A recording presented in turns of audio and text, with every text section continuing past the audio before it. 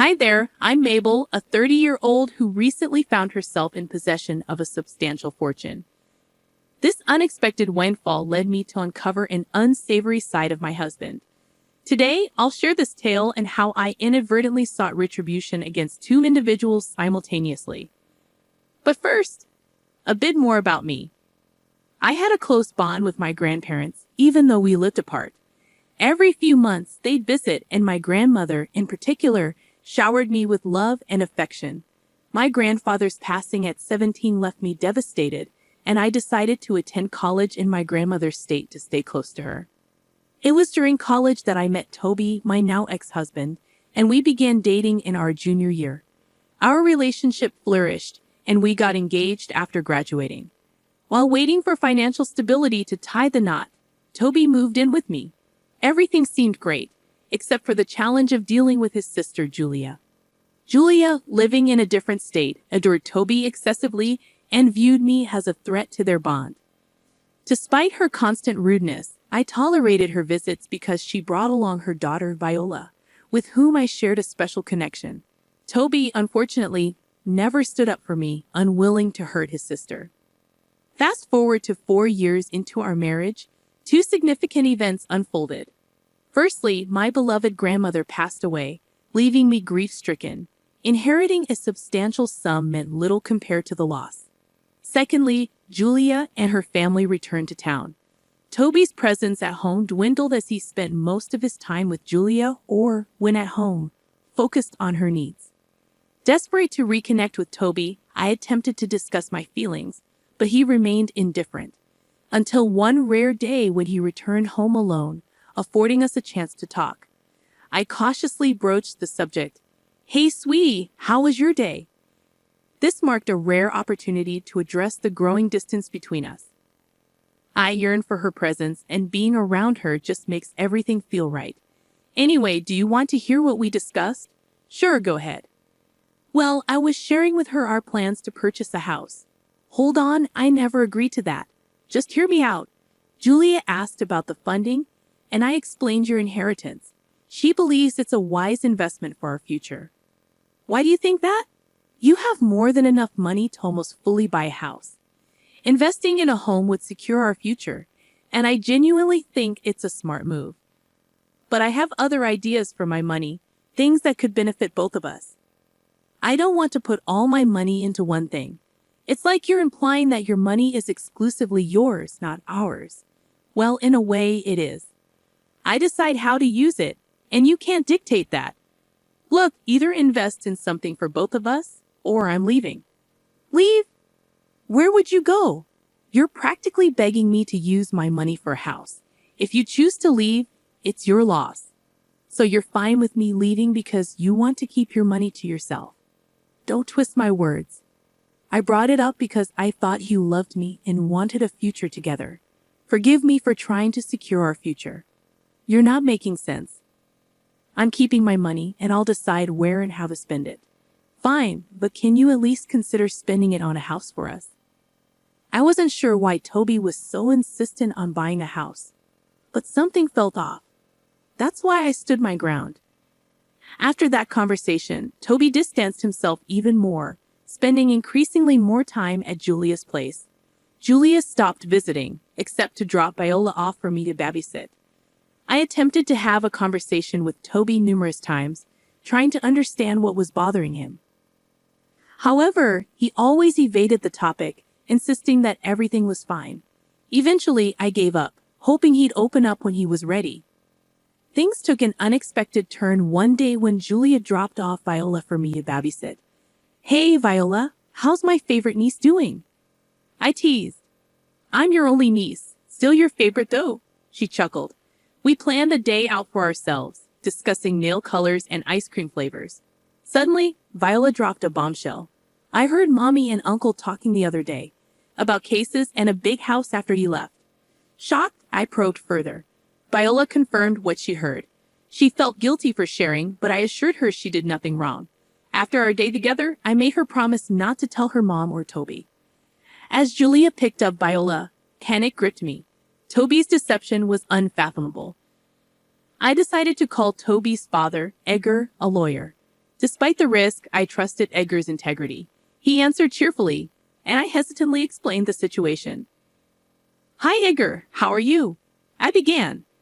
After exchanging pleasantries, I confessed my concerns about Toby's behavior. Despite Toby's presence being the issue, I sensed Edgar could help. His response, however, left me anxious. "I consistently urged Toby to treat you right because women as remarkable as you are hard to come by." "Thank you, Edgar.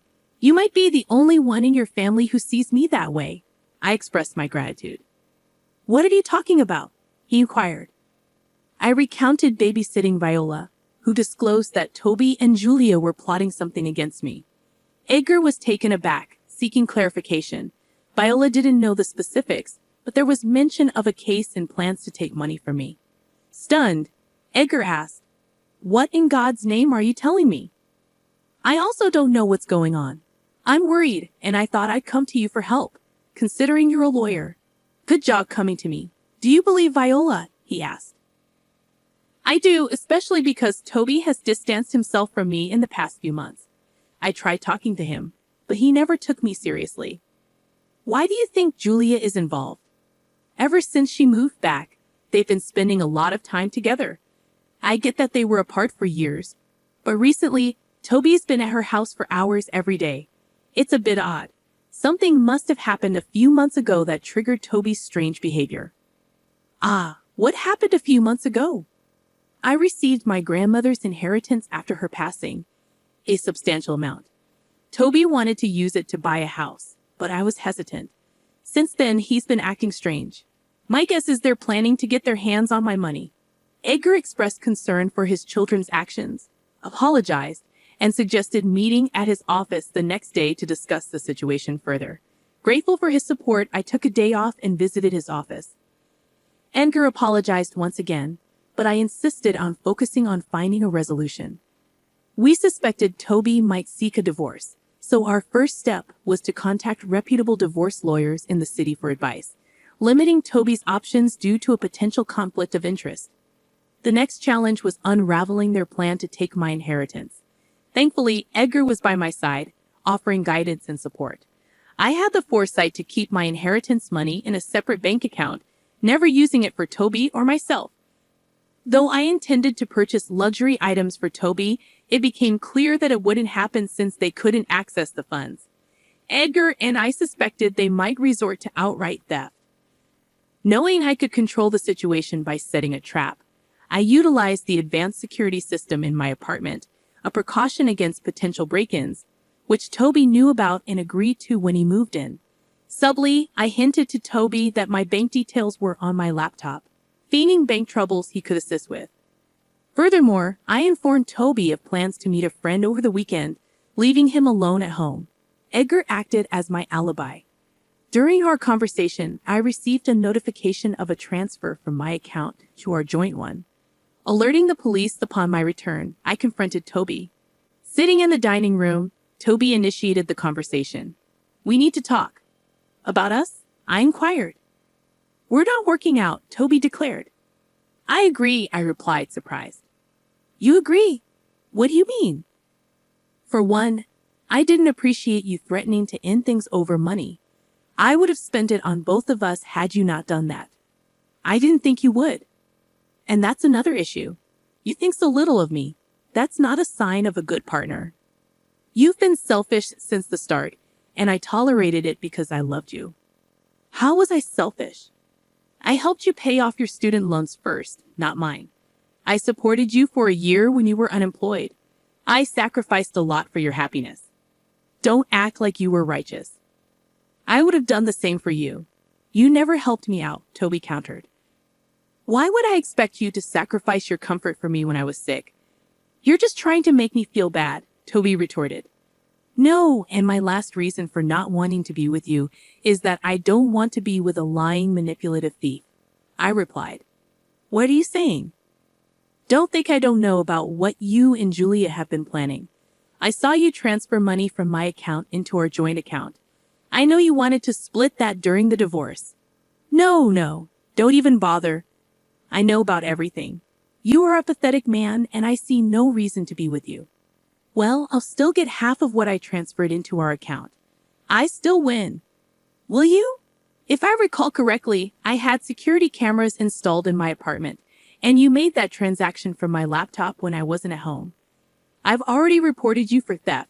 The police should be here anytime soon. You did what? Oh, here they come. Good luck. I'll see you in court. The relief of finally seeing Toby pay for his actions was unparalleled. The following weeks were a nightmare of courtroom sessions and evidence viewing.